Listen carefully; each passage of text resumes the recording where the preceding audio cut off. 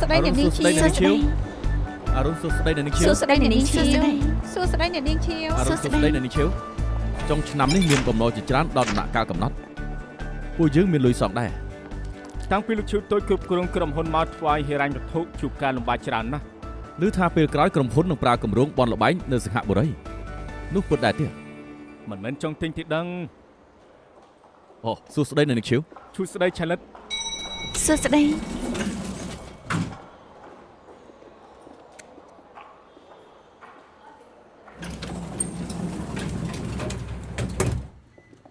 ហាងបលសិយជីវ័នមានរឿងអ្វីកាត់ឡើងម្សិលមិញមានអ្នកទៅផ្សារទំនើបបលសិរើហាងពីដើមមក brand មិនដែលខ្វល់ពីរឿងផ្សារទំនើបទេតែម្សិលមិញគេស្រាប់តែឲ្យផ្នែកជួលយករូបផែនទីយូជីវ័នឲ្យគេផ្នែកជួលដឹងថារឿងនេះនាងគ្រប់គ្រងតាំងពីដើមដូច្នេះគ្មានការយល់ព្រមពីនាងខាងគេមិនហ៊ានចុងក្រោយក៏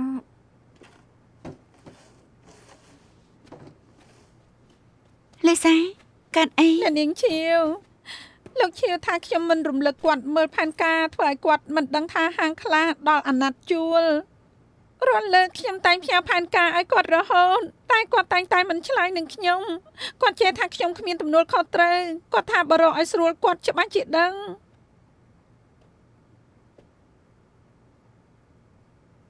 ពីដើមមកមិនដែលមានរបាយការណ៍ដែលបង្ហាញច្បាស់លាស់ទេខ្ញុំដឹងថាមិនអាចបន្តឯងឡើយអញ្ចឹងចុះមើលថាផ្នែកណាផ្គត់ផ្គង់នោះទៅហើយឯងបដូរទៅខាងនោះសិនអរគុណអ្នកនាងឈៀវ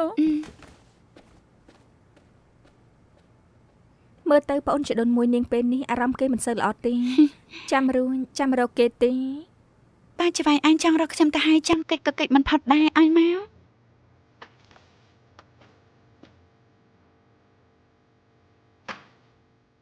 ឆាលិតនឹងធ្វើស្អីនឹងហាងនៅបលស៊ឺមានគេចង់បានច្រើនតាំងពីដើមតាំងកំណត់ឲ្យមិនគុំមិនប្រាប់ខ្ញុំអញ្ចឹងក្រាមសម្ព័ន្ធឈៀវមានច្រើនឲ្យតែដល់កំណត់ប្រាប់ឯងគ្រប់កន្លែងឯងក៏ថុញបងដែរ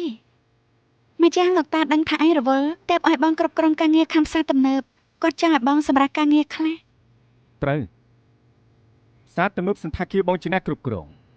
តែបងចាំទុកថាសន្តាគារគឺនៅក្រោមសម្ព័ន្ធឈៀវទាំងអស់ណាហើយខ្ញុំជា CEO ជាអ្នកគ្រប់គ្រងវារួមទាំងផ្សារទំនើបបងដែរ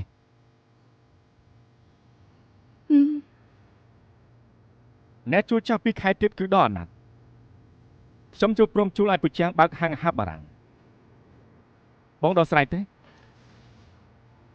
សិនតើ Brian ឈ្មោះម្ចាស់ហាងគេបញ្ញត្តិទៅបរទេសបងបានចុះកិច្ចសន្យាថ្មីមុនពេលហើយ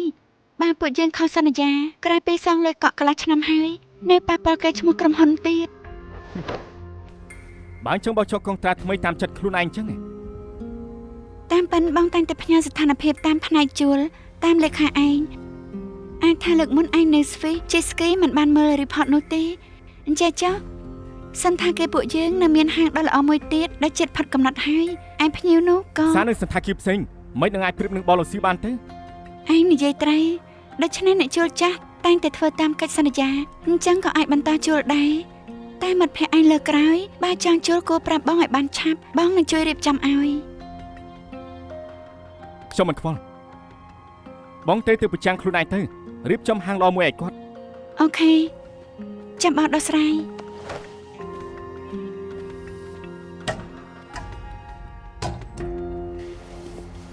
ចាំណាត់ម្ចាស់ដើមនៅប៉ឡាស៊ឺនោះមកសញ្ញាកុងត្រាថ្មីនៅពេលថ្ងៃទៅដឹងហើយចាំទៅកុំឲ្យ Brian ដឹងថាយើងមិនតាន់ចុះកុងត្រាផ្លូវការណាខ្ញុំដឹងថាធ្វើមិនហើយតែហត់នឿយដល់នាងហើយទម្លាប់ហើយមិនមែនលើកទី1ទេមកឲ្យមកនិយាយទៅបើគ្មាននាងនឹងចំណូលផ្សារទំនើបសម្ព័ន្ធឈៀវមិននឹងអាចបានខ្ពស់អញ្ចឹងតែខ្ញុំមិនយល់ទេថាហេតុអីបានជានាងនៅតែចង់ជួលយូជីវ័នឲ្យទៅម្ចាស់ដើមព្រោះកន្លែងយើងនេះមានហាងដូចគ្នាពី3ទៅហើយបើបើកមួយទៀតនាំតែមានការប្រជែងគ្នាទេម្យ៉ាងពួកគេក៏ជួលច្រើនឆ្នាំហើយថ្មីនេះនៅចំណាយលុយជួលទៀតបើដេញពួកគេទៅអញ្ចឹងខ្ញុំយល់ថាមិនយុត្តិធម៌យល់ហើយនៅតែនាងគិតបានដិតដល់គឺ Brian ធ្វើការឆេវឆាវពេក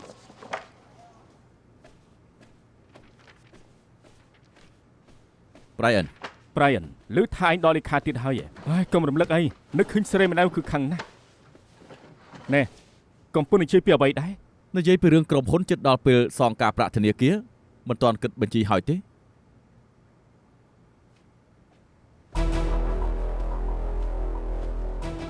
លោកប៉ា លោកឈៀវ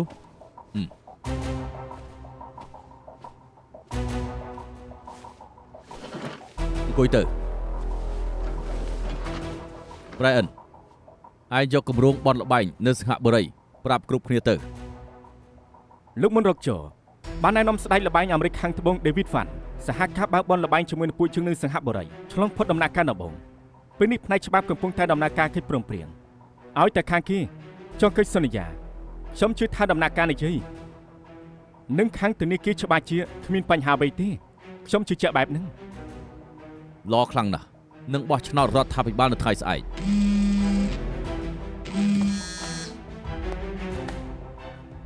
អាឡូមានការអីកំពុងប្រជុំអូខេខ្ញុំដឹងហើយ មានអីប៉ា ប៉ាមកមុនពេលកំណត់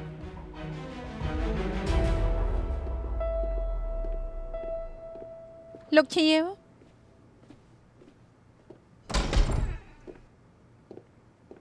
អើយឆ្លៀតពេលលោកតាមកនៅចុងតដែលលេងអឺរ៉ុបជាមួយមិត្តភក្តិដំណើរការគម្រោងបនលបែងនេះឲ្យរួចមិននឹកស្មានថាសុកគាត់ក៏មកវិញសោះលោកប៉ាលោកតាអាចនឹងប្រឆាំងពួកជើងដែរទេ ប៉ានិយាយជាមួយគាត់គួរតែគ្មានបញ្ហាទេចូលមក លោកឈៀវអ្នកនាងឈៀវរលោក អូ ពើទី2មានពេលទេខ្ញុំមានការរពូ មានរឿងអី ខ្ញុំដឹងថាថ្មីនេះក្រុមហ៊ុនមានបញ្ហាហិរញ្ញវត្ថុខ្ញុំបានធ្វើផែនការមួយសង្ឃឹមថាអាចជួយដោះស្រាយបញ្ហាក្រុមហ៊ុនបាន ពូមិនមើលទេឆាប់និយាយមក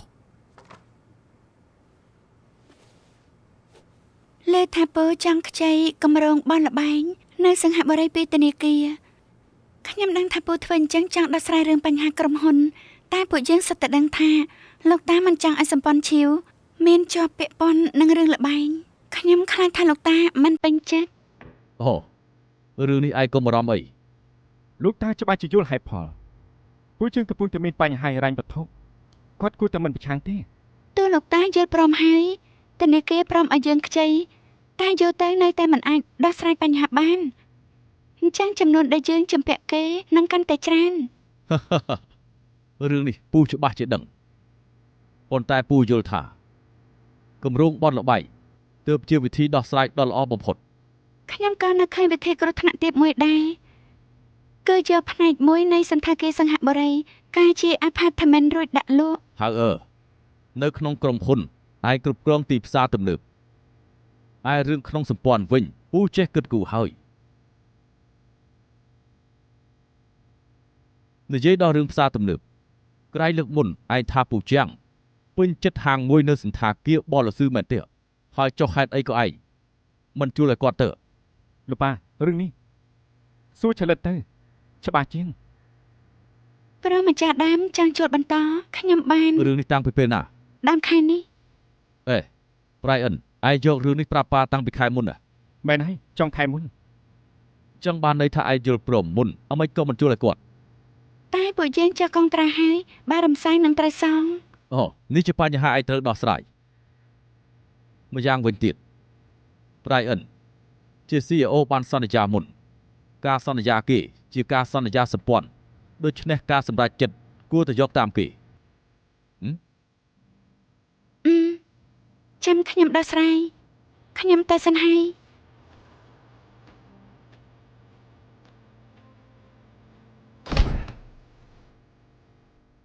ឃើញមុខគេអញ្ចឹងខ្ញុំសប្បាយចិត្តណាស់ ចង់ឲ្យប៉ាជួយប្រមាណលើកទៀតរឿងស្រួលអញ្ចឹងសោះក៏ធ្វើមិនកើត ប៉ាលោកប៉ាក៏ដឹងដែរថាគេមានលេសច្រើនណាស់ណា Brian ឯងចាំទុកឯងជាចៅប្រុសតែម្នាក់គត់របស់គ្រួសារឈៀវក៏ជាអ្នកបន្តវេនរបស់សម្ព័ន្ធឈៀវដែរឯងមានការអីឲ្យពួកគេទៅធ្វើទៅបានហើយមិនចាំបាច់និយាយច្រើននោះទេរួមទាំងបងជាដូនមួយឯងដែរហើយមានសមត្ថភាពខ្លាំងណាស់ឯងវៀងវៃបន្តិចឲ្យតែមានហេតុផលបន្តិចគេប្រកាសជាជន់ឯងភ្លាម ដឹងហើយលោកប៉ាលើកក្រោយខ្ញុំនឹងប្រយ័ត្ន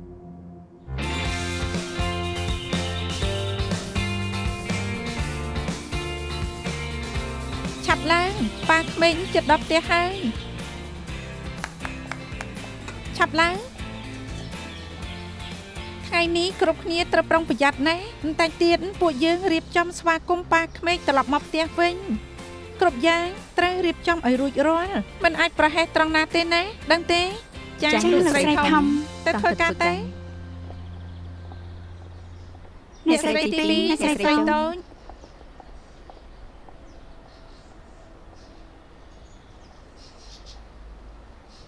បងថ្លៃរឿងហត់នឿយអញ្ចឹងចាំបាច់ធ្វើខ្លួនឯងដែរហ៎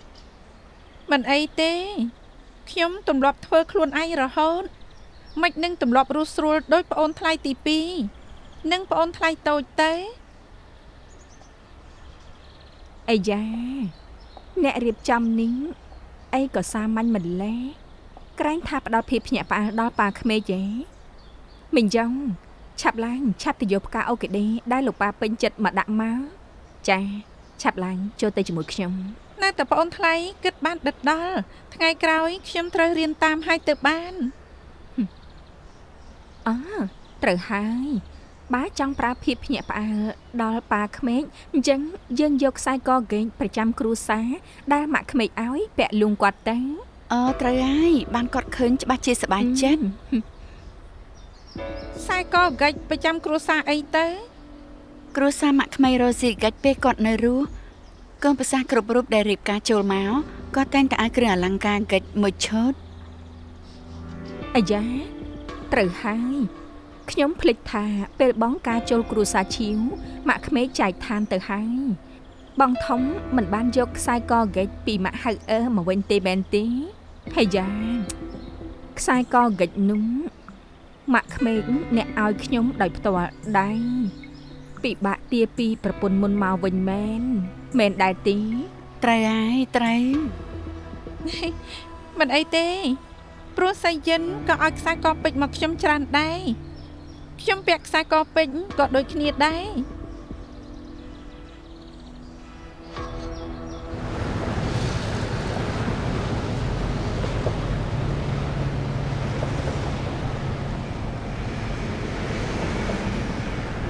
លោកតា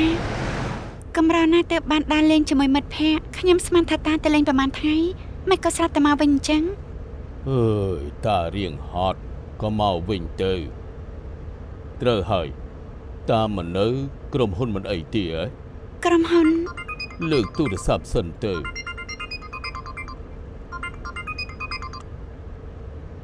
សួស្ដីលោកលៀង នាងលេងសើចជាមួយខ្ញុំមែនដែរទេព្រឹកមិញលេខានាងប្រាប់ថាឲ្យចុះកងត្រា2ថ្ងៃហើយមិញនេះក៏តែប្រាប់ថារំសាយវិញនេះនាងមានន័យថាម៉េចទៅ សុំតែផងលោកលៀង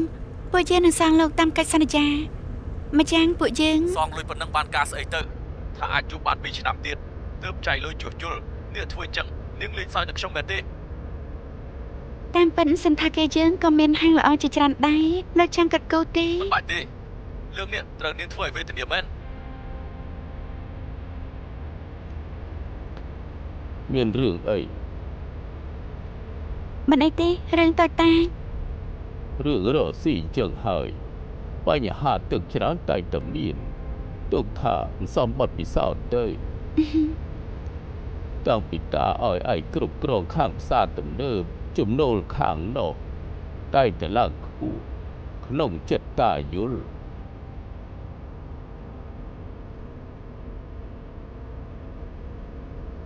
លោកតាតាមពិត តារៀងហត់ចង់ដេកសិនពេលដល់ចាំហៅតា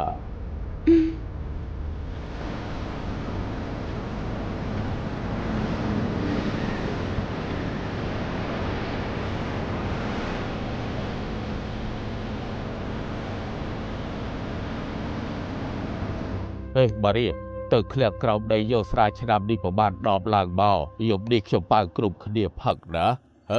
ចាប់បាន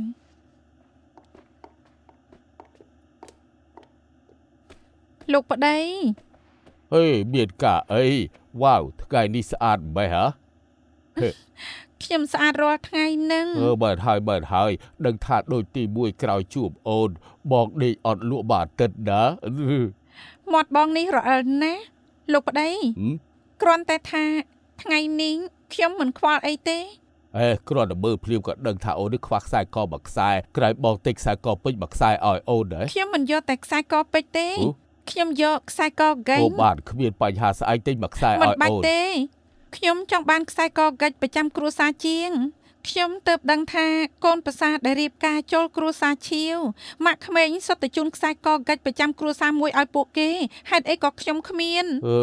ពេលអូនរៀបការនឹងបងបាក់បងចែកឋានទៅហើយអញ្ចឹងទើបគ្មាន មិញនេះពួកប្អូនថ្លៃចំអកឲ្យខ្ញុំបាក់មុខណាខ្ញុំមិនខ្វល់មិនថាបងលួងឬក៏បោកទេ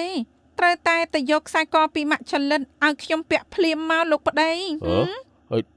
ទៀតពីគេវិញហ៎អាយ៉ាអាឡូហៅអូបាទអូខេប៉ាចិត្តមកដល់ហើយចុះទៅទទួលគាត់សិនទៅ អាយ៉ាចុះខ្សែកកែគិតយ៉ាងម៉េចទៅ អេមិនក៏មានតែពួកនាងចឹង អូជាឡានទៅភ្នាក់ពីគេងកំពុងតែបដូរកៅអៅចូលមកឥឡូវហើយអាយជឿធំកំពុងតែឡើងសវនកម្មប្រហែលកំពុងតែមកវិញហើយអេចុះជាពេញ ជឺពេញរវល់ណាស់ត្រូវជួបភ្ញៀវនិយាយការរកស៊ី គេថាយប់បន្តិចទៅមកវិញអូជឿធំមកវិញហើយនោះ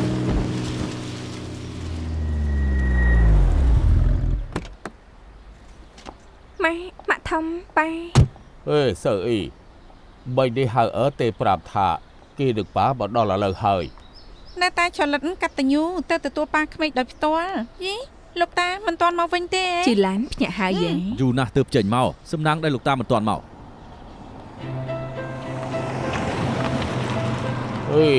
បោះហើយ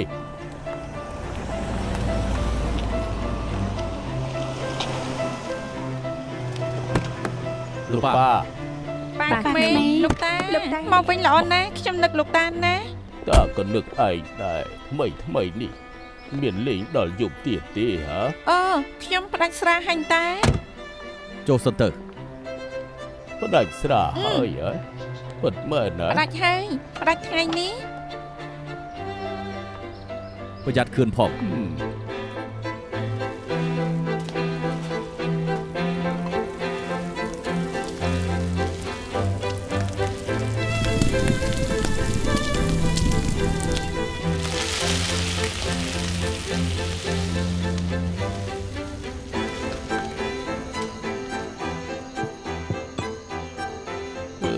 មើលថាថ្ងៃនេះញ៉ាំអី មានបង្កងដែលតាចូលចិត្ត មើលទៅទំនងណាស់ ប៉ាពិតមែនហើយពិតជាទំនងណាស់ប៉ា បបូនណាស់ហេ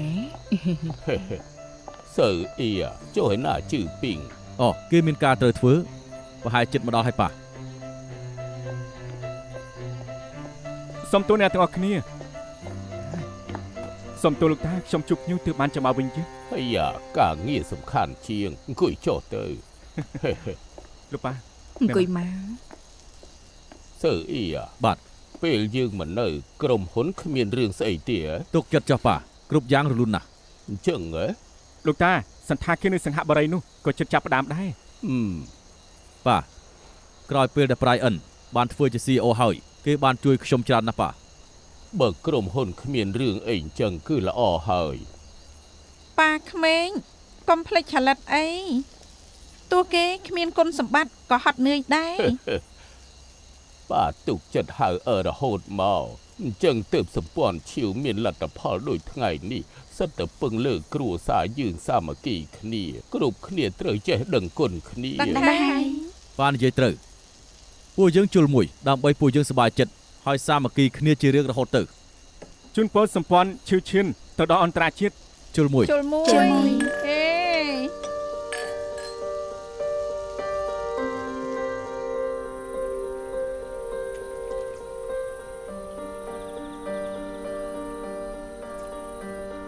ហៅហើយមិនក៏ចេញមកតែម្នាក់ឯងចឹង លោកប៉ា ហ៎ ប៉ាដឹងថាពូនិង Brian ចង់បើកបោះលបែងនៅសង្ហបុរីទេ លើកមុនគេធ្លាប់ប្រាប់ ខ្ញុំទៅដឹងថ្ងៃនេះទេខ្ញុំនៅដឹងថាពួកគាត់ចង់យកកម្រងនេះបោះឆ្នោតក្រុមប្រឹក្សានៅថ្ងៃស្អែកទៀតខ្ញុំគិតថាពួកគាត់ចង់ធ្វើពេលលោកតាមកហុងកុងដំណើរការកម្រងមួយនេះ ហើយលោកតាបានប្រគល់ក្រុមហ៊ុនឲ្យពួកឯងដោះស្រាយបូកថែមជឿពេញជា CEO ទៀតគេគ្មានសិទ្ធិធ្វើបែបនេះទេ លោកប៉ាភ្លេចហើយហ៎ លោកតាតែងតែថាស្អប់ប៉ាគាត់ញ៉ាំលបែងចាំមិននឹងអាចឲ្យគេបើកបនលបែងបែបនេះបាននោះទេ ป้าจำឲ្យតែលោកតានិយាយរឿងនេះឯងក៏យំហើយป้าថាគាត់ភ្លេចបាត់ហើយ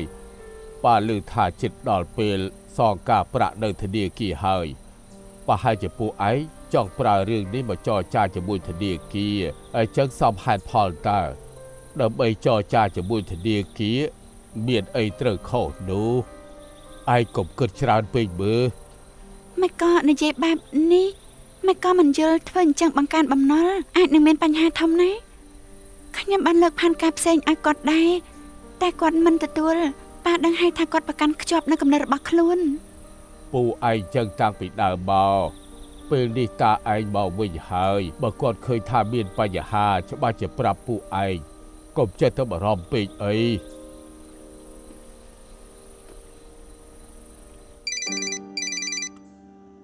អាឡូមែនហើយគ្មានរឿងអីធំដុំទេស្អែកខ្ញុំចង់ទៅរកគ្រូពេទ្យគូឲ្យពិនិត្យម្ដងទៀតត្រូវហើយអូបានចាំជួបគ្នាអូខេ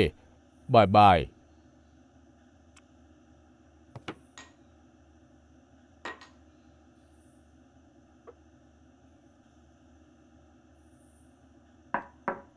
ចូលមក លោកប៉ាទំនេរដែរទេ ឆ្លើយនឹងយើងសិនពេលនេះសម្ព័ន្ធឈៀវមានបំណុលច្រើនណាស់មែនទេទើបត្រូវបើកបនលបែងទើបខ្ចីលុយធនាគារបានហ៎ មិនបានជាប៉ាដឹងហៅប្រាប់ប៉ា ឯងស្មានថាបើហៅមិនប្រាប់យើងមិនដឹងចឹងហ៎ពេលនេះយើងនៅជាប្រធានសម្ព័ន្ធឈៀវនៅឡើយយើងស្គាល់ច្បាស់ភាហ៊ុនច្រើនចង់ដឹងបញ្ហាក្រុមហ៊ុនចាំបាច់ទៅហៅប្តឹងចឹងហីឯងស្មានថាយើងលែងខ្វល់ហ៎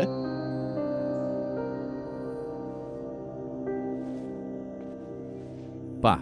ខ្ញុំដឹងថាប៉ាមិនចូលចិត្តខាងលបែងស៊ីសងទេប៉ុន្តែពេលនេះវាមិនដូចពីមុននោះទេបនលបែងคล้ายជាវិស័យកំសាន្តមួយនៅក្នុងពិភពលោកទៅហើយវាអាចរកផលចំណេញបានច្រើនជាងសន្តាគារនៃសម្ព័ន្ធឈៀវយើងទៀតណាឲ្យតែគម្រោងខ្ញុំនេះបានសម្រេចនៅពេលណាខ្ញុំនឹងអាចរកធនាគារវិនិយោគបានភ្លាមម្យ៉ាងទៀតខ្ញុំក៏បានរៀបចំផែនការប្រមូលលុយវិនិយោគដើម្បីអភិវឌ្ឍអនាគតពួកយើងផងដែរដូច្នេះប៉ាទុកចិត្តខ្ញុំចុះ ឈប់និយាយទៅយើងច្បាស់ជាដឹងថាបើបនលបែងពេលនេះលើកមុនខុសគ្នាប៉ុណ្ណាដោយសារតែលបែងអត់ធ្វើឲ្យគេបែកបាក់គ្រួសារទេអីប៉ាយើងព្រោះតែញៀននឹងលបែងធ្វើឲ្យយើងនឹងពួកឯងមិនបានរៀនសូត្រហើយដើររើសសម្រាមរាល់ថ្ងៃឯងយល់ដែរទេសើអ៊ីឯងធ្លាប់យល់ថាហេតុអីក្រុមហ៊ុនប្រឈមនឹងបញ្ហាហិរញ្ញវត្ថុច្រើនដែរទេ លោកប៉ាពេលនេះការរកស៊ីនៅតាមតំបន់ត្រូវពឹងលើការវិនិយោគមកអភិវឌ្ឍក្រុមហ៊ុនការរកស៊ីបច្ចុប្បន្នត្រូវមានភាពចម្រុះគ្នាគ្មាននរណាយកពមន់ទាំងអស់ដាក់ចូលក្នុងកន្ត្រកតែមួយឡើយម្យ៉ាងទៀតសម្ព័ន្ធឈៀវយើងក៏មករកស៊ីតែខាងសន្តាគារមួយដែរ អញ្ចឹងអាចពង្រីកដោយមិនខ្វល់ពីអីអញ្ចឹងហីហ៎សើអ៊ីឯងទេសាពេកហើយពេលនេះជឿពីងដូចឯងអញ្ចឹងស្មានថាកប៉ាល់ធំមិនអីកប៉ាល់ទីតានិកធំទេពេលយប់គ្រោះថ្នាក់ស្លាប់កាន់តែច្រើន លោកប៉ាបើប៉ាឲ្យខ្ញុំជាអ្នកគ្រប់គ្រងសម្ព័ន្ធឈៀវទៅហើយប៉ាគួរតែជឿជាក់លើខ្ញុំមិនអញ្ចឹងទេស្អែកនេះខ្ញុំនឹងយកសម្ព័ន្ធឈៀវបកគលឲ្យប៉ាវិញចុះ និយាយពី3ម៉ាត់មិនបាន បានហើយ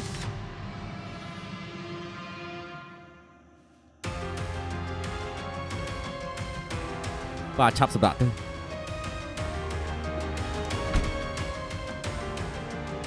លោកប៉ាខ្ញុំចង់ឲ្យប៉ាគិតគូរឲ្យបានច្បាស់សិនម្យ៉ាងទៀតក្នុងការប្រជុំថ្ងៃស្អែកប៉ាស្ដាប់យោបល់ម្ចាស់ភាហ៊ុនផ្សេងទៀតសិនទៅបានដែរទេ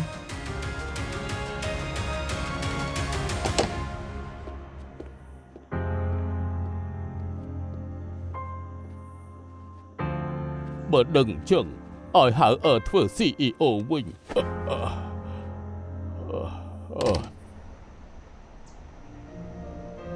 塵世內誰無畏懼，誰無心碎，誰無唏噓，年年適應，年年老去，而智慧是沉澱精髓，年年跨過挫折後，默然回首。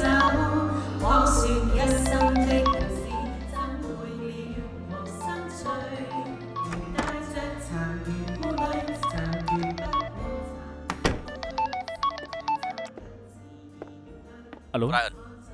យើងបានដំណឹងមកថាតើឯងបានដឹងពីគម្រោងបនលបែងហើយណា មិនមែនទេដឹងច្បាស់ជាឆាលិតនិយាយ គាត់មិនបានប្រាប់ទេតែស្អែកយើងណាត់ស្ដេចលបែងមកពីអាមេរិកខាងត្បូងប្រជុំអញ្ចឹងការរកស៊ីមួយនេះនៅធ្វើទៀតដែរអត់ ច្បាស់ជាធ្វើមិនចឹងខ្ញុំខាត់អស់200លាន ដឹងហើយដល់ប្រុសពេញ ធ្វើដូចដើមទៅ បាទ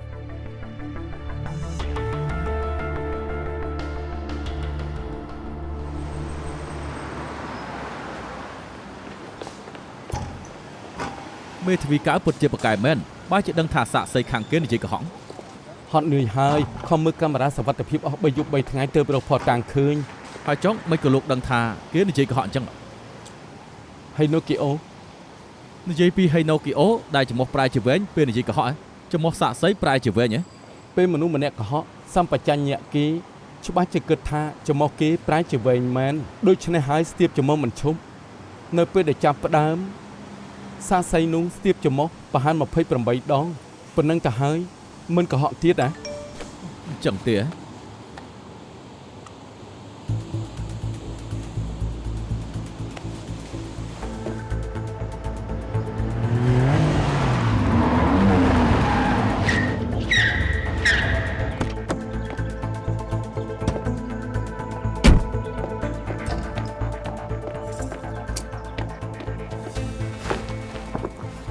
chẳngទៅហ៎ ណែកុំក្មេងចេញចឹងអី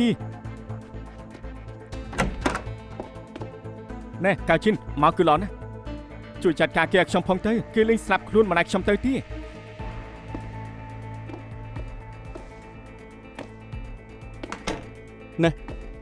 ដាក់កំបិតចុះសិនទៅ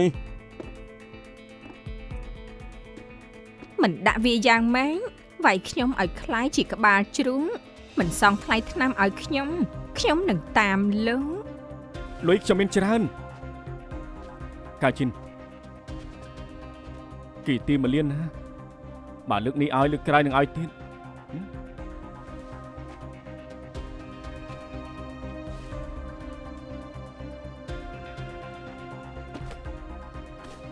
មិនក៏ប៉ះកាបូបខ្ញុំ អូក្លិនកញ្ឆាតាមច្បាប់ហុងកុងអ្នកប្រើខុសច្បាប់មាត្រា134អ្នកប្រើប្រាស់ត្រូវមានទោសខ្លាំងបំផុតគឺពិន័យយ៉ាងតិចចំនួន2លានហើយត្រូវជាប់គុកចំនួន7ឆ្នាំទៀត បំភ័យខ្ញុំម៉ែមានតែខ្ញុំជួបម្នាក់ទេហ៎គេក៏មានចំណាយដែរនៅញៀនទៀតណាវាយខ្ញុំដល់ថ្នាក់ហ្នឹង មិនសងលុយហ៎ខ្ញុំនឹងទៅពេទ្យពិនិត្យរបួសចាំមើលចោះ តាមអ្វីដែលនាងនិយាយមិញនេះនាងបានទទួលថាបានឲ្យកញ្ឆាទៅ Brian ប្រើប្រាស់ដឹងទេថាអាចមានទោសអស់មួយជីវិតបានហើយ ចុះគេវាយខ្ញុំគិតយ៉ាងម៉េចវិញខ្ញុំមិនជឿថាគេវាយខ្ញុំគ្មានទោសឡើយ បើបញ្ជាក់ថា Brian ព្រោះតែឥទ្ធិពលកញ្ឆាក៏វាយគេនោះយ៉ាងច្រើនត្រូវពិន័យឲ្យថ្លៃថ្នាំតែมันអាចដល់ទៅ1លានច្រើនម្លឹងនោះទេឬក៏នាងចង់ធ្វើស៊ីគេ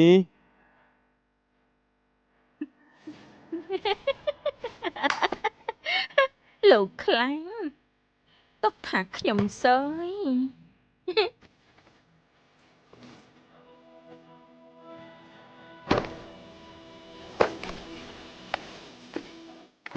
កៅជីនខ្ញុំនឹងថៃដល់ស្រែកបានឯងជួយមានទ្វីដល់លេងគេអញ្ចឹងមិនបានទេ អត់ទេបន្តិចទៀតចាំឲ្យលោកលាទៅចាប់គេសុំចាញ់ឯងហើយចេះតែបង្កបញ្ហាខ្ញុំមិនជួយឯងបានរហូតទេណា ប្រញាប់ទៅក្រុមហ៊ុនប្រជុំជួយផងទៅដឹងទេ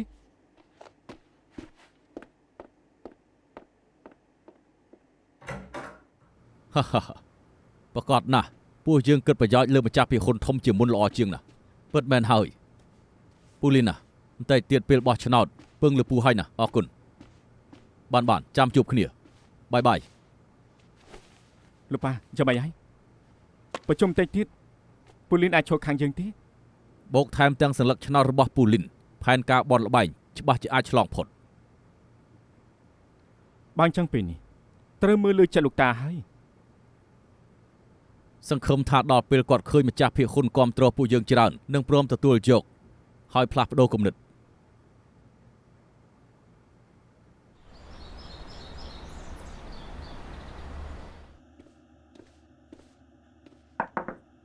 លោកតាឡានត្រៀមរួចអស់ហើយ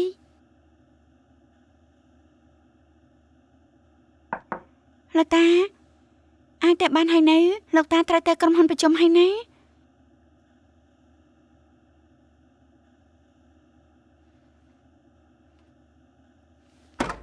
លោកតាលោកតា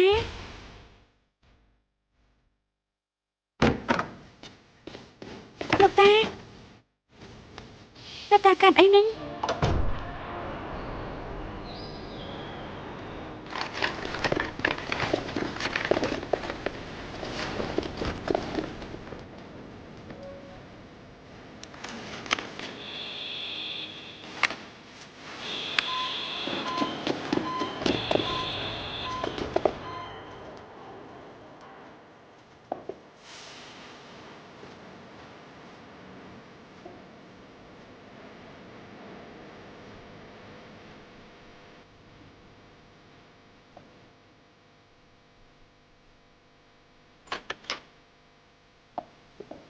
គ្រូប៉ែតគង់លោកតាដឹងខ្លួនហើយដែរ ទុកចិត្តចោះឆ្លងកាត់ការសង្គ្រោះលោកឈៀវចាស់ឆ្លងផុតគ្រោះថ្នាក់ហើយប៉ុន្តែដោយសារតែខួរក្បាលគាត់បាត់បង់អុកស៊ីហ្សែនពេលនេះមិនដឹងថាគាត់ដឹងខ្លួននៅពេលណាវិញនោះទេ ហើយចុះអ្វីក៏គាត់ស្រាប់តែសន្លប់អញ្ចឹង មូលហេតុនៃការសន្លប់សង្ស័យស្ទះសរសៃឈាមក្នុងខួរក្បាលប៉ុន្តែមូលហេតុពិតប្រាកដនៅពេលនេះពួកយើងត្រូវតែពិនិត្យឲ្យបានល្អិតល្អន់ទៀតទើបបាន យប់មិញប៉ាក្មេកនៅសុកសោះមិនក៏ភ្លាមអញ្ចឹង គ្រប់គ្នាថាម្សិលមិញគាត់ទើបតែចុះពីលើយន្តហោះហើយយប់មិញផឹកស្រាទៀតនេះខ្ញុំគិតថាវាក៏ជាមូលហេតុមួយដែរណាអរគុណគ្រូពេទ្យ អរគុណគ្រូពេទ្យ អរគុណលោកគ្រូ អរ ប៉ែ គុ ត ណគ្រូពេទ្យវិវរហើយលោកតាអាចមិនដឹងខ្លួនទេ កុំនិយាយផ្ដេសផ្ដាស គេគ្រាន់តែបារម្ភស្ដីឲ្យគេធ្វើអី កុំនិយាយប្រេះផ្ដាស់បានទេ គ្រប់គ្នាកុំបារម្ភលោកតាច្បាស់ជាមិនអីទេ ប្រហែលមានអានិច្ឆិបផ្ដេសផ្ដាស់វាប្រហែលលើលោកតា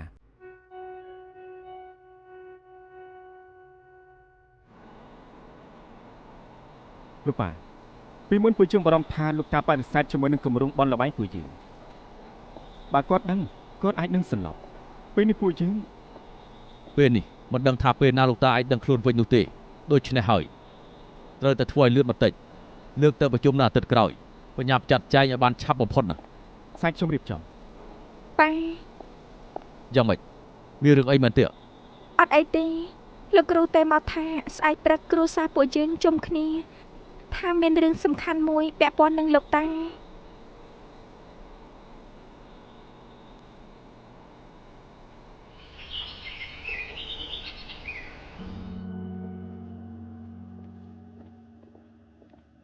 មេធាវីថាង អស់បងសុយ មេធាវីខាង ហើយអញ្ជើញអង្គុយ ល្អណាស់ ត្រូវហើយតើមានរឿងអីទៅទើបឲ្យពួកខ្ញុំមកជុំគ្នាអញ្ចឹង អូគឺចេះទេពីមុនលោកឈៀវចាស់បានធ្វើលិខិតប្រគល់សិទ្ធិដោយមានខ្ញុំនិងគ្រូពេទ្យដើម្បីធ្វើជាសាក្សីទើបបានជាខ្ញុំមក លិខិតបកគលសិទ្ធិអី ដោយសារតែលោកមុនឃើញថាសុខភាពគាត់មានបញ្ហាហើយគាត់គិតថានៅពេលដែលសុខភាពរបស់គាត់ទប់ទល់លែងបាននឹងមិនអាចធ្វើការសម្រេចចិត្តហើយគាត់ក៏បានជ្រើសរើសមនុស្សម្នាក់ឲ្យមកចាត់ចែងរឿងគ្រប់យ៉ាងជំនួសគាត់ទើបបានជាគាត់ធ្វើលិខិតបណ្ដាំ ឬលោកតាដឹងថាគាត់មានរឿង ពេលនេះខ្ញុំបានខ្លឹមសារក្នុងលិខិតនេះចុះខ្ញុំឈឺហានសូមបញ្ជាក់នៅចំពោះមុខមេធាវីថាងគ្រូពេទ្យគូចាងវិនដែលជាសាក្សីបើសិនជាសុខភាពនិងស្មារតីមានបញ្ហាមិនអាចដោះស្រាយបញ្ហាការងារដែលប្រធានសម្ព័ន្ធត្រូវអនុវត្តនោះខ្ញុំសូមផ្ទេរសិទ្ធិឲ្យអ្នកដែលមានឈ្មោះខាងក្រោមនេះដើម្បីដោះស្រាយបញ្ហានៅក្នុងសម្ព័ន្ធឈៀវជំនួសខ្ញុំបានហើយអ្នកដែល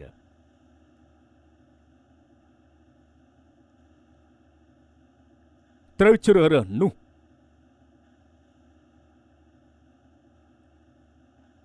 អ្នកនាងឈៀវហៅ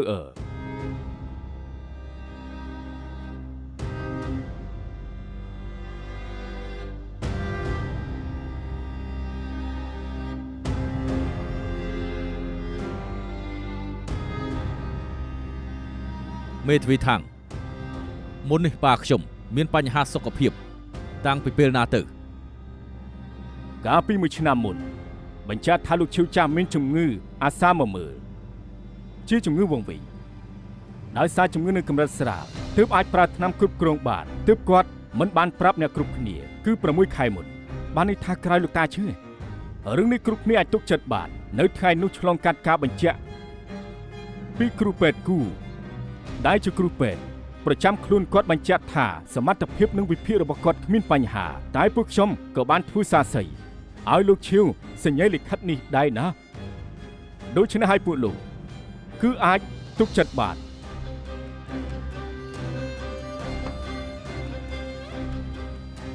នៅពេលនេះខ្ញុំសូមប្រគល់លិខិតនេះឲ្យទៅឆាលិតជាផ្លូវការ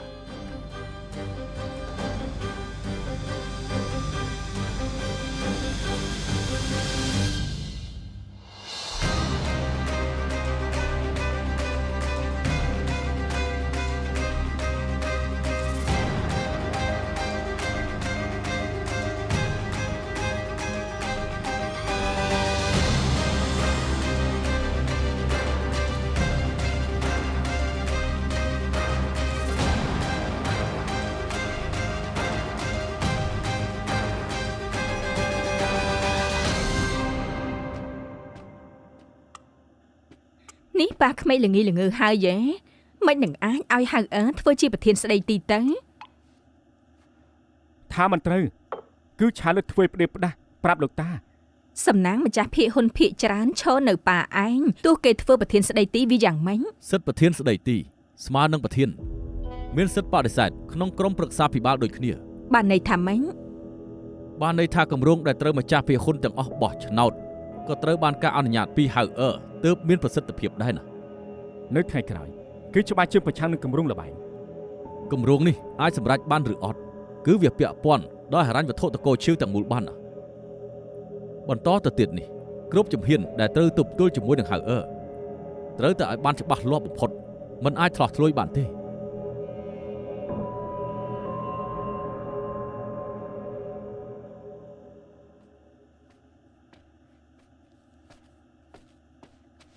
ណែលោកប្តី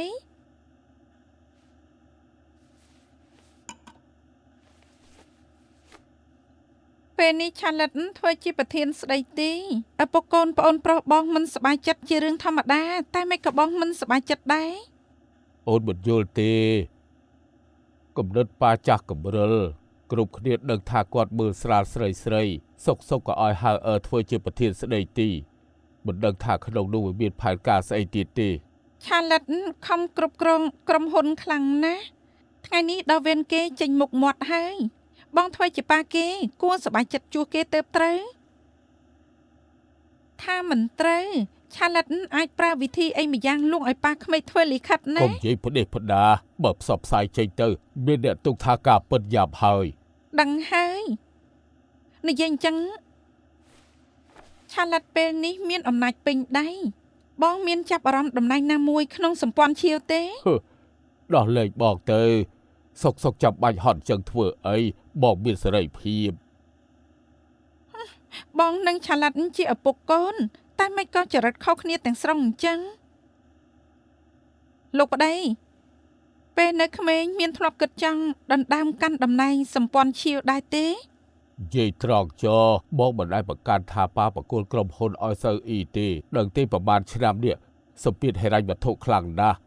ថ្មីត្បិតតែវាជាប្អូនបងប៉ុន្តែគេចាស់ជាងបងទៅទៀតគេហត់នឿយណាស់តែបងមិនដូចគ្នាទេបងនៅជាមួយអូនរាល់ថ្ងៃសប្បាយជាង ពេលនេះញញឹមបានល្អហើយ បងមិនដែលយំទេ បើសើចបានមិននឹងអាចយំទៅ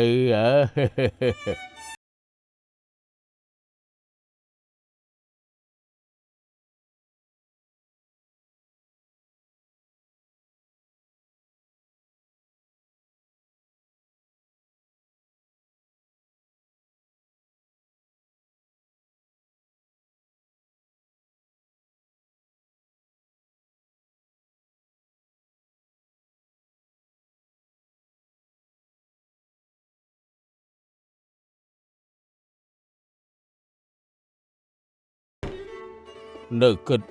រឿងលិខិតផ្ទេរសិទ្ធទៀតហ៎ តាមពិតមួយឆ្នាំមុនលោកតាដឹងខ្លួនឈឺទៅហើយតែខ្ញុំបែរជាមិនដឹងអ្វីសោះ លោកតាឯងនោះរឹងខ្លាំងណាស់ប៉ាថាខ្លាចពួកយើងបារម្ភអូត្រូវហើយឯងដឹងថាហេតុអីលោកតាឯងជ្រើសរើសយកឯងទេលើកមុនគាត់បានប្រាប់ឯងទេហ៎ អត់ទេមកដល់ពេលនេះហើយខ្ញុំមិនទាន់គិតយល់ថាមានរឿងអ្វីកាត់ឡើងផង ប៉ាមិនយល់មែនមានតែឯងម្នាក់ទេ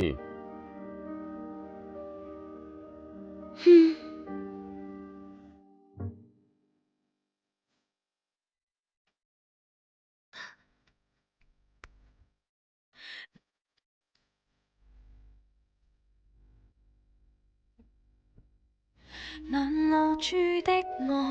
由他去，在我餘生